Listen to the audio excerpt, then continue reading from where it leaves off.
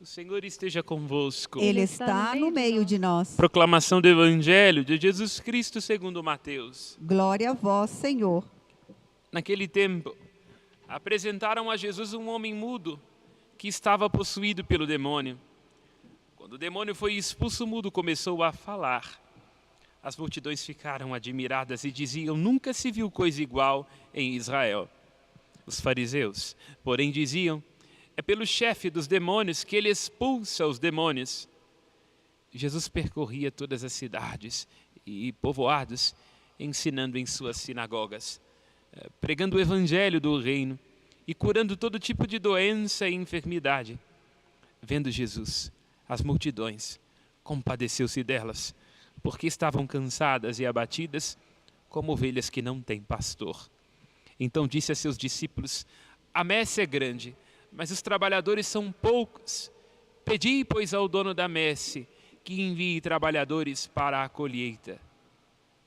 Palavra da salvação. Glória a vós, Senhor. Que pelas palavras do Santo Evangelho sejam perdoados os nossos pecados. Amém.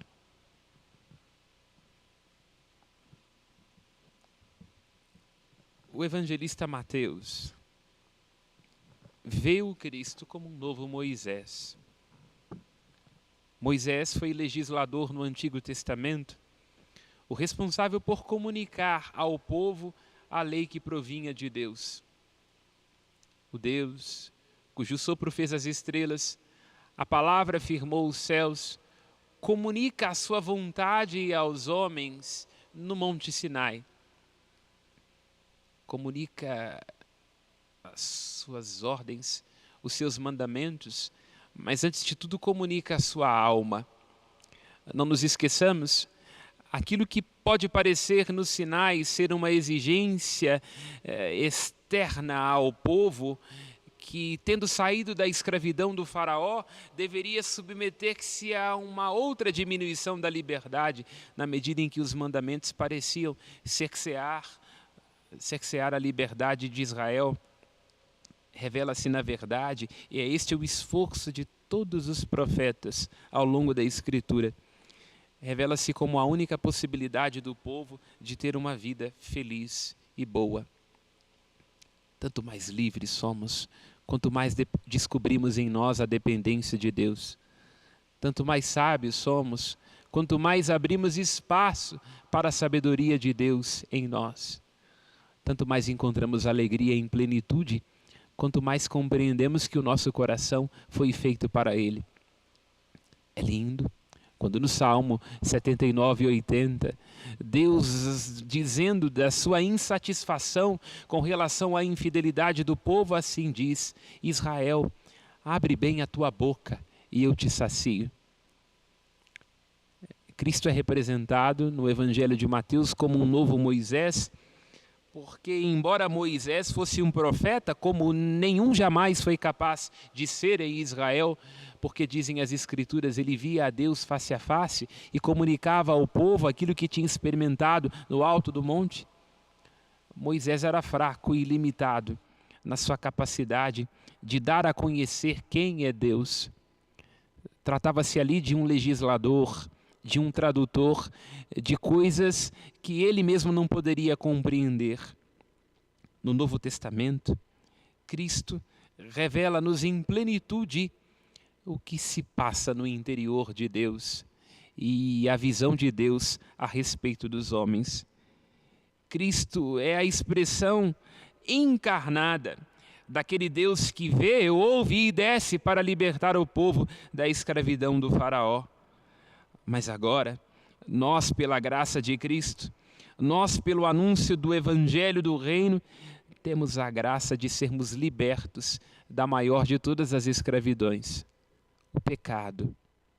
O pecado como essa instância dentro de nós que nos leva a nos fecharmos a nós, ao nosso eu verdadeiro, uns aos outros e à graça de Deus.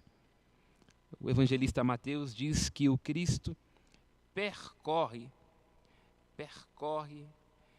todas as regiões, as cidades e os povoados, ensinando e pregando o evangelho do reino. O que o evangelista quer aqui dizer é que Cristo tem por nós, que somos as suas ovelhas, um amor incansável.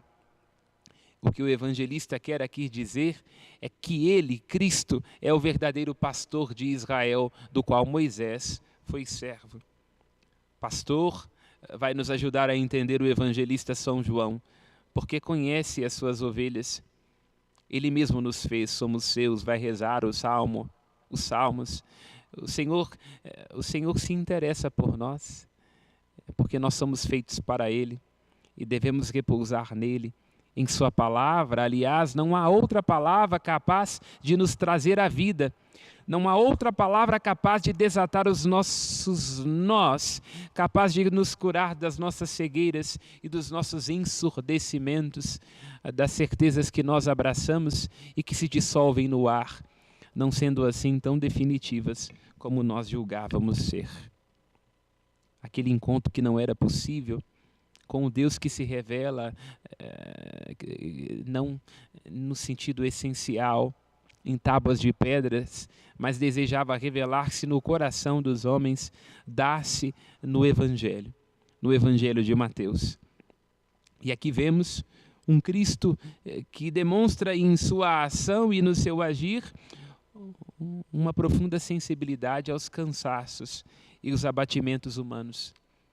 Todos nós temos, não é? Cansaços, abatimentos, fraquezas, incoerências, traumas, medos. E é justamente pelo fato de que nós estamos o tempo todo divididos, virados do avesso, jogados por aqui e acolá em nome das nossas paixões, que nós precisamos experimentar o único capaz de encontrar, resgatar e preencher a falta que nos caracteriza como humanos. O que o evangelista quer dar a conhecer nesta passagem das Escrituras é, mais uma vez, repetir e ecoar o que dizem os Salmos. O Senhor se interessa por nós, porque Ele mesmo nos fez e nós somos os seus, somos seus, como vai dizer também o Salmo 94, porque nós somos o seu povo, nós somos o seu rebanho, as ovelhas que Ele tange com a sua mão, e por isso Ele é sensível e por isso se compadece, lembrando-nos daquilo que diz São Vicente de Paulo. A compaixão ou a misericórdia, que pode ser também assim traduzida nas Escrituras, é o segredo mais íntimo do coração de Deus. As Escrituras, meus irmãos e minhas irmãs, querem dar a conhecer os segredos íntimos de dois corações. O primeiro dos corações é o coração de Deus, aberto, cujo sinal máximo da expressão deste amor em que todos nós cabemos em nossas enfermidades, em nossos cansaços, se dará na cruz, no momento em que o soldado vará-lo com a lança. Ali nós vemos um amor gratuito, genuíno, puro e invencível e incansável. Aquilo que Cristo realiza agora neste seu percorrer incansável, na busca daqueles que precisam, na busca de manifestar aos pobres o tempo da graça e o tempo da salvação, há de ser manifestado na cruz, no momento em que Cristo declarar, não com palavras, mas com a eloquência do seu silêncio e do seu sangue vertido, que nos amou até o fim, na duração, a cada segundo, desde a manjedoura até o seu último suspiro, e na intensidade, e nos amou, porque este é o mandamento, vai dizer ele, o mandamento que recebi de meu Pai, dar a vida. O mandamento recebido desde toda a eternidade, porque vai lembrar o profeta Oséias, de cuja leitura nós escutamos em um dos outros trechos. O Senhor nos amou com um amor eterno. É aqui que nós devemos nos enxergar todos os dias alcançados por um amor que é sem pretexto, sem contexto, um amor que não vem a nós por causa de nossa justiça, embora nós às vezes nos enchemos por aquilo que possuímos e por aquilo que sabemos. Um amor que nos suporta na nossa fragilidade e nos nossos avessos, porque é incansável. Um amor que nos alcança até mesmo naquilo que nós não somos capazes de ver, porque porque sendo um amor genuíno, não é um amor de mérito. Não obstante, vai nos lembrar Oséias, é um amor exigente. Um amor exigente porque há dentro de nós uma tendência terrível a vivermos como adúlteros do amor de Deus, na expectativa de que as posses, os reconhecimentos, os cargos e os egoísmos escoltados com que nos prendemos uns aos outros realizem o nosso coração. É esta a preocupação dos profetas no Antigo Testamento. A preocupação com os ídolos, com Baal, com os outros esposos, não é? Querendo dizer desta nossa tendência terrível a sermos devorados pelas nossas paixões, a desejarmos que os outros, que o mundo e que Deus sejam modelados sempre de acordo com as nossas exigências, um Deus modelado segundo as nossas carências. Sim, vemos no Evangelho, o Cristo está disposto a alcançar o nosso cansaço, mas para nos ajudar a nos tornarmos maiores do que nós mesmos. Este é o grande convite do amor.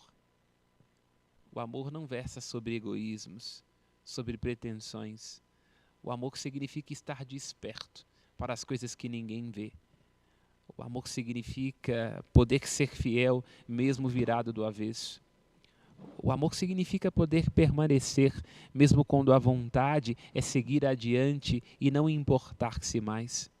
O outro é importante, torna-se relevante, é destacado no meio de uma multidão, assim como Cristo era capaz de ver para além das multidões e dos barulhos e das expectativas e da perversidade do coração dos fariseus, um homem mudo, sequestrado das suas palavras, isto é, alguém que não tem mais a oportunidade de posicionar-se diante do mundo e está privado daquela que é uma das características tão essenciais do que significa ser humano, sem a qual nós sempre estamos em situações difíceis, poder transbordar quem somos através de nossas palavras. Somente um amor eterno, somente um amor desde sempre para sempre, somente uma fidelidade e uma lealdade tão firme como os céus, como vai dizer os Salmos, é capaz de nos realizar e nos resgatar de nossas enfermidades. Os outros amores, repito, têm prazo de validade. São o amor dos ídolos que nos pedem tudo, nosso tempo, nossa saúde, nossa presunção, nossa família. E assim, quando nos assustamos, nós nos perdemos de nós. Temos que tomar cuidado com estes falsos amores. Estes falsos amores são sempre sugestões de infidelidade a nós e àqueles a quem amamos.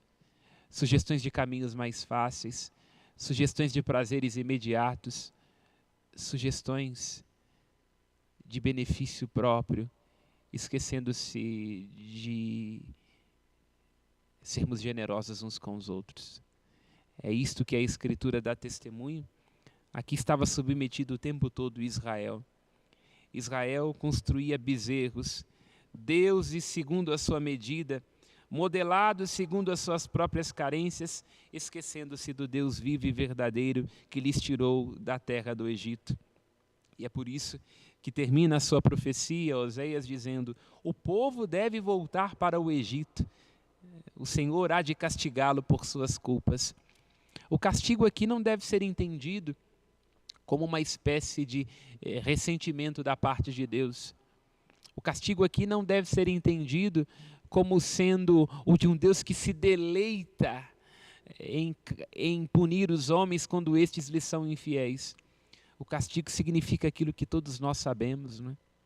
Às vezes uma boa dose de sofrimento, de decepção e de ilusão é aquilo que nós necessitamos para sermos devolvidos a nós mesmos. E o que é que Israel há de encontrar no deserto e que nós encontraremos no deserto? E todas as vezes que passamos por alguma dificuldade, ao invés de nos perguntarmos sobre o porquê, temos que nos perguntar sobre o para quê. No deserto, o Senhor amou e achou o seu povo, está escrito no livro do Deuteronômio, num lugar de solidão desoladora e cercou-o de carinho e proteção. O deserto é o lugar da falência das expectativas humanas. O deserto é o lugar onde nós não temos medo de comparecer diante dos nossos aversos. O deserto é o lugar da estrutura do humano, do desamparo, onde nós estamos com atos sem testemunha, onde ninguém de fato nos entende, não compreende, não sabe do nosso valor e das nossas limitações, a não ser Deus, aquele que sabe de nós, aquele que nos conhece, mais íntimo de nós mesmos do que qualquer amigo ou amante é capaz de ser. Um Deus que nos enlaça com o seu amor e com a sua aliança, tendo-se feito Ele todo para nós, nos convida a nós, a cada um de nós, a sermos todos para Ele.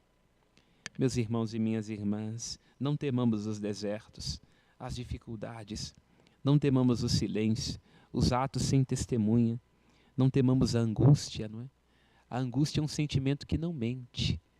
Lá onde nós nos sentimos angustiados, há uma verdade invertida que nos convida a comparecer diante daquilo que é mais genuíno e que não passa. Louvado seja o nome. Para sempre seja louvado.